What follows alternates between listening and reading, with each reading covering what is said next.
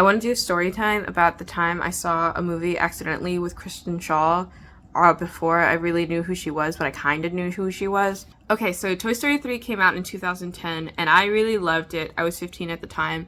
I was watching a mini docu-series of specifically the voice acting process, and I was looking at specifically the voice acting in regards to Trixie the Triceratops, who was a side character. I thought it was really cool because I knew Trixie had a very unique voice, and it was cool to see the voice actress and talk about her process and like say the goofy stuff. And she was so funny even when she wasn't a Triceratops, just behind the camera with her animated faces and all this stuff. And I thought she was fantastic. And then coincidentally, sometime after that, I was watching Comedy Central on cable, and I saw that Comedy Central was airing a stand-up special from the woman who played Trixie the Triceratops. And I was just like, oh, hell yeah. Oh my god. She was so funny in the docuseries. And so I watched the whole thing. It was a really funny bit. So that's the context of that. In 2012, I went to go see the then new Wes Anderson release, Moonrise Kingdom, in theaters. I'm pretty sure I saw it opening weekend, and I saw it at the AMC in Times Square.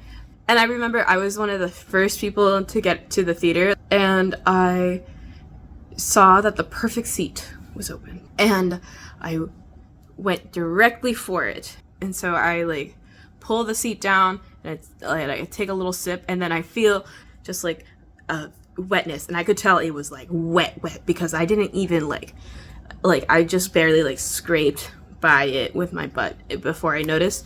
I could tell it was soaking wet, and I was like, that's disgusting. So I crawled over the seat to sit in the seat directly behind it. So people started trickling into the theater, and they saw that the perfect seat was available. So people kept going for it. But since I was directly behind it, every single time someone went for it, it was just like, oh no, don't sit there. The seat's wet. And this happened like 10 times where people kept trying to sit in this perfect seat. And I kept warning them. I was just like, it is wet. It is soaking wet. Don't sit there. And then after the 10th time, I hear this beautifully shrill and fantastic and whimsical voice come from a few rows ahead of me to the left. And she makes a joke. And the whole theater starts erupting in laughter, including me. And it's about the wet seat. A little bit about me, but mostly about the wet seat. My ears perk up, and I recognize the voice instantly. I was just like, oh my god, that's Trixie the Triceratops. And I was freaking out in my head. I was just like, oh my god, it's Trixie. I couldn't stop thinking about it throughout the entire movie.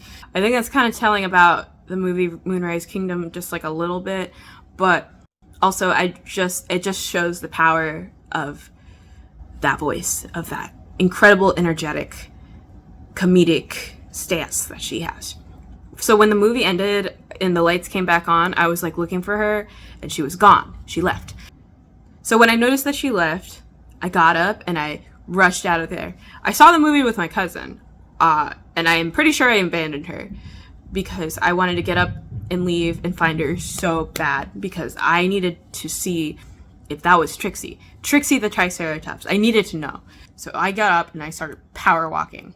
I was walking like this. And I was trying so hard to desperately look in front of me, but I remember I was kind of shaking a little bit. I don't know why I was so incredibly overwhelmed with the fact that I was in her presence, but I was power walking and trying very, very hard not to look, but trying to get next to her. She was there with a group of friends. I was intensely walking up next to her, and I tried my best with the peripheral of my eyes to get a look and see if it's her face, because I recognized her face from the docuseries and from her stand-up comedy special. I guess I must have turned my head just a little bit because I got a look at her face, and it was her. It was her.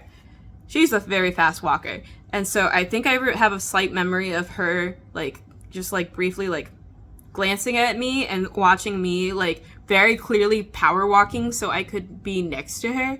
That's all it was. It was just a glance. I was just like, oh my god. So I decided to fall back because I thought it would be very, very, very embarrassing for both of us if I stopped her and was just like, oh my god, hi, I'm a huge fan of your work as Trixie the Triceratops in Toy Story 3. I don't remember your name. I'm so sorry, but I just wanted to tell you that. And honestly, every single day, I regret not doing that. I think about it every day. Now that I'm pushing 30 and I am having a deep confrontation with the pain and shame and angst that I felt over 10 years ago, I stop and think, oh, I think she would have found that really funny. Because she wasn't famous at that point. Nobody really knew who she was. Bob's Burgers had come out like a year and a half prior, but it wasn't like a show that everyone watched. I hadn't watched a single episode of Bob's Burgers before this incident. And so I can remember it anyway. So I'll tell about the movie. And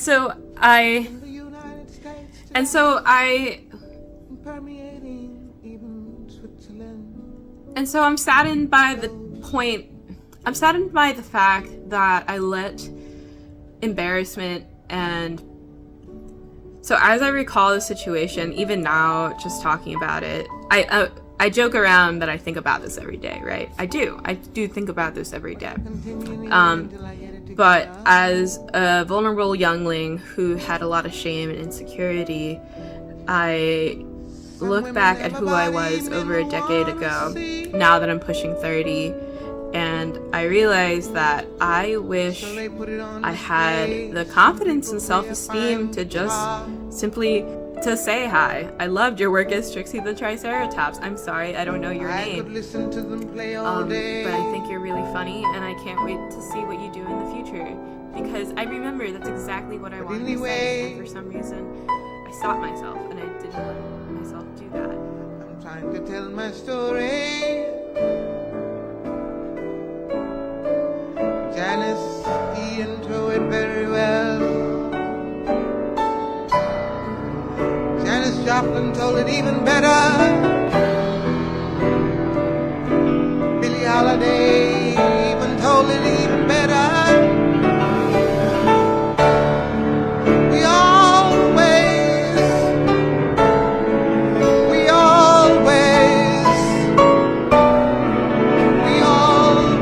have a story.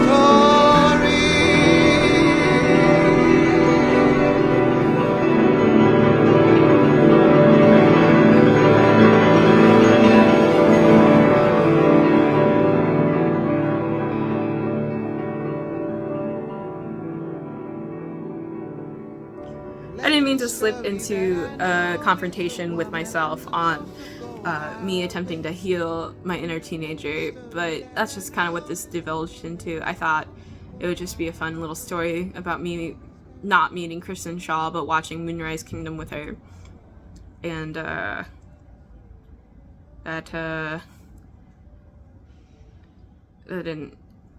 not how this ended. Okay, that's how I didn't meet Kristen Schaal, but I saw Moonrise Kingdom with her. Yay.